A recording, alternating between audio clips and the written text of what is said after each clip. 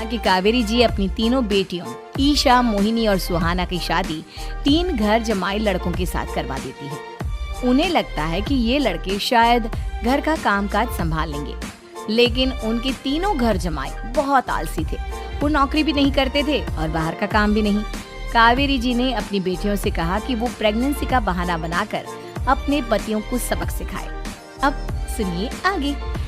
Mummy, आपने जैसा कहा था हमने वैसा ही किया, लेकिन देखिए ना, विवेक का हाल तो वैसा का वैसा ही है। घर में ना सुबह का नाश्ता बनता है और ना खाना। नौकरी पर जाने की बात करूं तो खाने को दौड़ते हैं मुझे।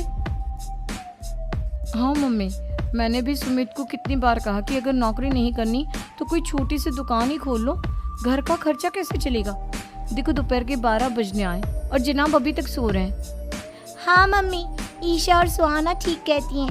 अविनाश का भी यही हाल है।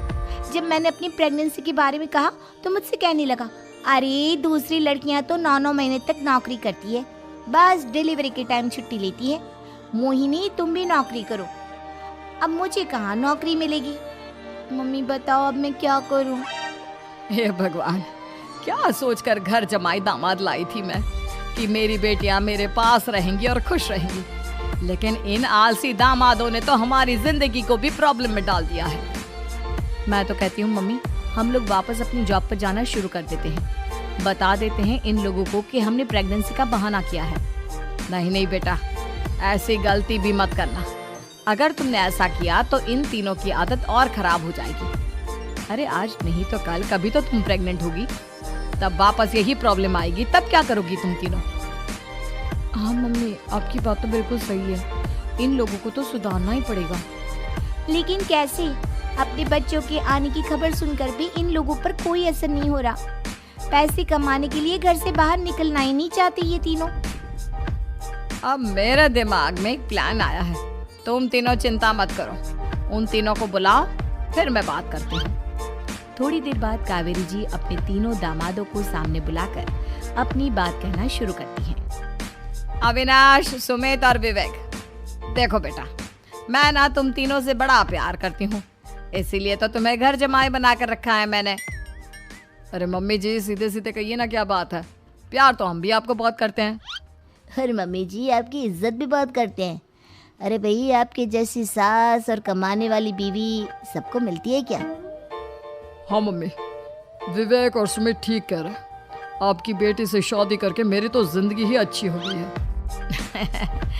जानती हूँ मैं, और ये भी जानती हूँ कि तुम तीनों अपने अपनी बीवियों से बहुत प्यार करते हो।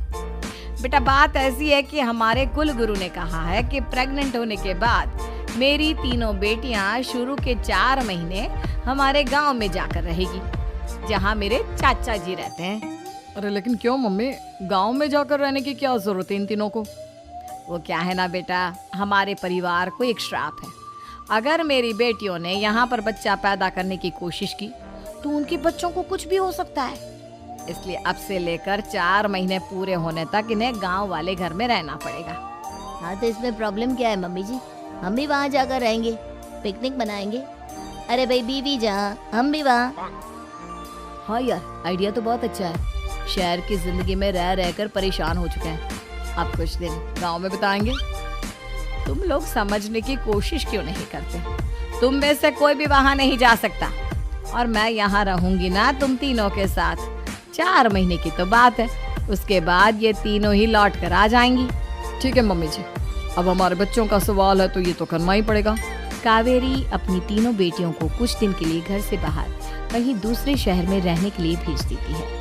कुछ दिनों के बाद, अरे मम्मी जी, बहुत दिन से पिज्जा नहीं खाया, मंगवाइए ना। क्या बताऊं बेटा, पहले तो बेटियां खर्चा दे देती थी क्योंकि उनकी नौकरी थी, लेकिन अब तो मेरे पास पैसे ही नहीं बचे।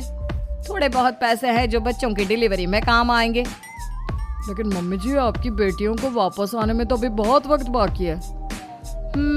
वही सोच सोच कर परेशान हो रही हूँ। सोच रही हूँ कल से दूध भी बंद करवा देती हूँ।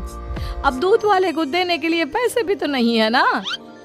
अरे नहीं नहीं मम्मी जी, अगर दूध भी बंद करवा दोगी तो मुझे चाय कहाँ से मिलेगी? और चाय के बिना मैं तो मर ही जाऊंगा। क्या करूं बेटा, इसके अलावा हमारे पास कोई ऑप्शन नहीं है। मेरे पास पैसे ही नहीं बचे।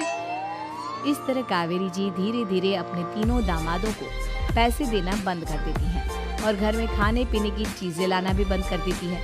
अब वो तीनों बुरी तरह से परेशान होने लगे थे और इसलिए एक दिन तीनों प्लान करके घर से बाहर निकलते हैं और बाजार में जाने के बाद यार अच्छा खाना खाए हुए कितने दिन हो गए, पता नहीं कब अच्छा खाना मिलेगा। हमारी बीवियों के जाने के बाद तो हमारी हालत भिखारियों जैसी हो गई है यार।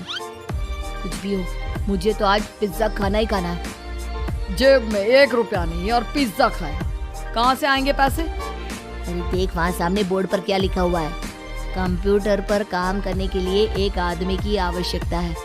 भाई मैं तो जा रहा हूँ, काम करूँगा और शाम तक पैसे लाकर आराम से पिज्जा खाऊंगा। जा जा, तुझे कोई काम नहीं देने वाला, हम तो घर जा रहे हैं। चल भाई सुमित और अविनाश वहाँ से चले जाते हैं और विवेक उस कंप्यूटर शॉप पर सारा दिन काम करके 5,000 रुपए कमा कर घर लौट कर आता है और अपने खाने के लिए अच्छी अच्छी चीजें भी लेकर आता है। ये देखकर विवेक और सुमित के दिल में भी कुछ पैसे कमाने की इच्छा जागती है। अरे सुबह सुबह कहाँ चल दी है तुम? मम्मी जी एक बहुत अच्छी जगह मिली है, कंप्यूटर पर काम करने के 5,000 मिले थे कल मुझे। अगर रोज काम करूंगा तो पूरे 40,000 की तनख्वाह। अरे वाह, ये तो बहुत अच्छी बात है दामाद जी, आपको जाना ही चाहिए। सुमित और अविनाश विवेक को इस तरह तरक्की करते देखकर परेशान हो जाते हैं और वो दोनों भी काम की तलाश में निकल पड़ते हैं। धीरे धीरे उन दोनों को भी काम मिल जाता है। अब कावेरी के तीनों दामाद छोटी मोटी नौकरी करके अच्छा पैसा कमाने लगे थे। एक दिन कावेरी उन्हें अपने पास बुलाती है।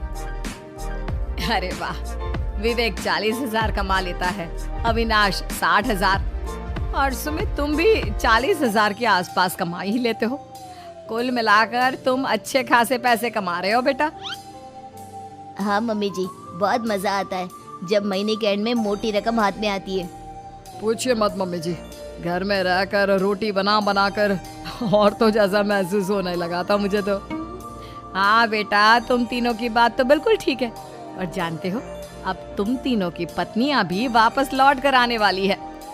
लेकिन मम्मी जी अभी तो उन्हें गए सिर्फ 2 महीने हुए हैं, आपने तो कहा था वो 4 महीने के बाद लौट कर आएंगी।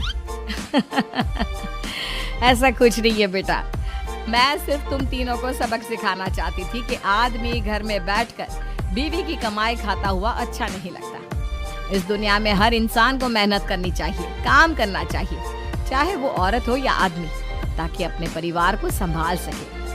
कावेरी की बात सुनकर उन तीनों को अपनी गलती का एहसास होता है और कावेरी उन्हें सच बता देती है कि ईशा, सुहाना और मोहिनी शहर में ही कहीं दूसरी जगह रह रहे थे। शाम के वक्त उन तीनों की पत्नियां लौट कर आ जाती है और कावेरी जी का परिवार एक खुशहाल परिवार की तरह रहने लगता है।